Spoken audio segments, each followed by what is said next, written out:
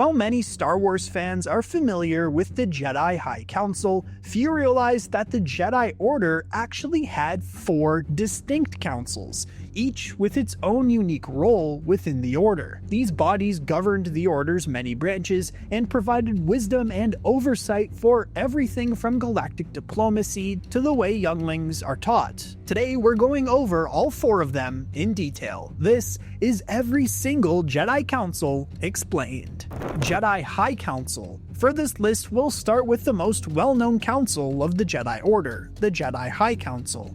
Headed by the Jedi Grand Master and Master of the Order, the Jedi High Council was the supreme authority within the Jedi Order. At any one time, the High Council was composed of 12 elected Jedi Masters, a tradition that lasted until the appointment of Anakin Skywalker to its roster. Most members of the High Council held temporary appointments to their position, meant to bring fresh perspectives to the ruling council, while some were lifetime members thanks to their wisdom and experience. The High Council met in the High Council Chamber, one of 4 council chambers surrounding the main temple spire on the Jedi Temple on Coruscant. The Jedi High Council acted as the governing body of the entire Jedi Order. The main duties for those on the council included deciding on major policies, the approval or denial of missions sanctioned by the Order, determining the promotion and discipline of the Order's members, and many more. During wartime events like the Clone Wars, the Jedi High Council played a pivotal role in advising the Republic's Supreme Chancellor, along with leading army strategy alongside the Grand Army of the Republic. There are 2 elevated roles in the Jedi High Council: the Jedi Grand Master, who was the head of the entire Jedi Order, and the Master of the Order, who acted as the leader of the Jedi High Council. While in most instances the Grand Master also acted as the Master of the Order, during the time of the Clone Wars, these roles were bestowed to separate entities. The Grand Master of the Jedi Order at this time was, as most know, Master Yoda, while the Master of the Order role was held by Mace Windu. Though it should be mentioned that as the war raged on, the role of Master of the Order was consolidated and granted exclusively to Master Yoda, rather than having the 2 members run the Order together as they had been. Council of Reconciliation. The Council of Reconciliation was another of the Jedi Councils located on Coruscant within the Tower of Reconciliation. This council was composed of masters who were skilled in diplomacy, negotiation, and interplanetary disputes. Unlike the Jedi High Council, the Council of Reconciliation worked with government ambassadors and senators to help settle conflicts across the galaxy. This particular council focused on mediating the disputes of faraway planets and planetary systems in the galaxy, helping to negotiate trade and peace among members of the Republic. They served the diplomatic corps of the Republic, using the Jedi's neutrality and wisdom to help maintain galactic stability. They had a similar relationship with the entire Galactic Senate as the High Council did with the Supreme Chancellor, seeking peaceful solutions to political debates among different parties or planets. At the disposal of the Council were Jedi trained as diplomats or ambassadors who aided in making key decisions to aid the Republic. Sometimes the Council of Reconciliation was called upon to aid with internal affairs, passing judgment to Jedi accused of falling to the dark side or committing crimes. Although rare, the Reconciliation Council's decision was final and respected by the remaining 3 councils. The Council of Reconciliation was composed of 5 Jedi Masters, mostly consulars, of whom were appointed by a vote of all present members of the Council. Of the 5 ruling members, 2 were permanent members who sat for life or remained on the Council until they stepped down. The other 3 members rotated and relinquished their role after serving a 5-year term.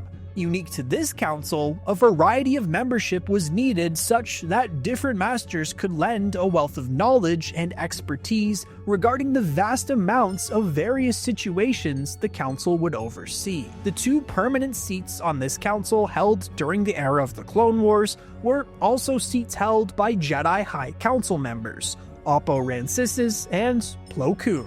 Council of First Knowledge. Residing in the Tower of First Knowledge, the Council of First Knowledge ensured the protection of Jedi knowledge.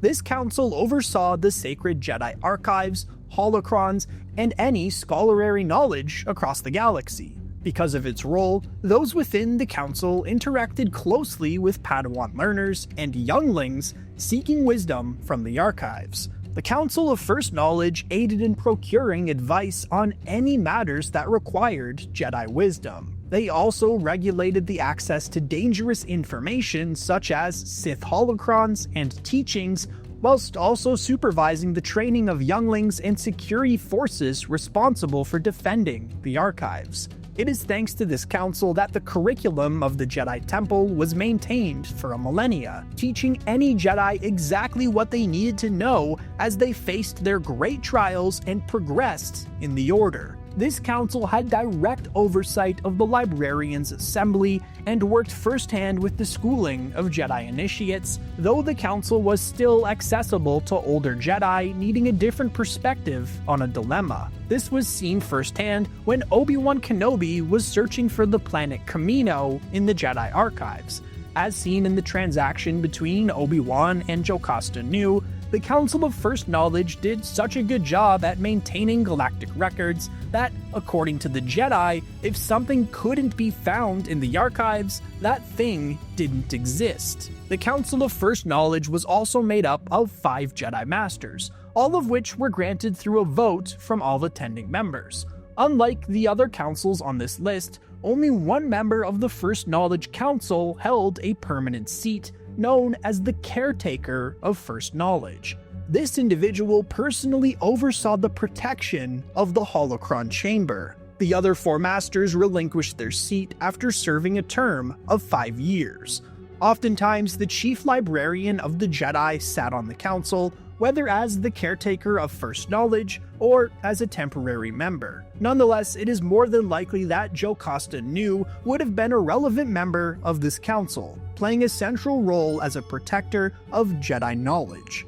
2 named members of this council include Restali Quist and Astal Vilbum. Council of Reassignment. The Council of Reassignment was a special Jedi council tasked with handling younglings who could unfortunately not advance any further as a Jedi, whether that be through not advancing to Padawan status by a certain age or a variety of other reasons. The role of the Reassignment Council was to work closely with the Jedi Service Corps, helping to monitor Jedi initiates and their progress through the Jedi Academy. If initiates could not pass the initiate trials, or it was found that the Force did not wish for them to continue as a Jedi Knight, the Reassignment Council would assign them to a branch of the Service Corps. Under the Service Corps, these initiates helped in galactic society, using skills other than Force Mastery and lightsaber combat. The Reassignment Council was divided into 4 different segments, one for each different branch of the Jedi Service Corps. First was the Agricultural Corps, involved with providing healthy crops to underprivileged star systems and was the most populous division. Second was the Medical Corps, which maintained hospitals and medical institutions across the galaxy, working to bestow relief in times of crisis. The third was the Educational Corps, taught to be effective instructors providing education to the disadvantaged peoples on countless worlds. Fourth and final was the Exploration Corps, which, aboard Praxium ships, instead of being based at a temple, was organized officially as the Archaeological and Research Division of the Service Corps, setting out to map the galaxy. Members of the Council of Reassignment are unfortunately unknown. However, the structure of the council is still very well understood. The Council of Reassignment was made up of 5 Jedi Masters, 2 of whom were permanent members serving for life, and the other 3 members acted as temporary members. There was an option for the permanent members to step down, while the temporary members only served for 5-year terms, after which they were replaced. Any appointment to the Council of Reassignment was given after a vote of all present members of the council. While the Jedi operated out of their main temple on Coruscant, there are satellite temples spread throughout the galaxy on planets such as Oliga, Tython, Ilum, and more. That said, it was rare that council members of any of the 4 different Jedi councils would congregate on any temple site other than the main temple on Coruscant. Effectively, the Jedi High Council is the dominant Jedi organization in galactic memory, despite only serving as the tip of the Jedi Order's organizational structure.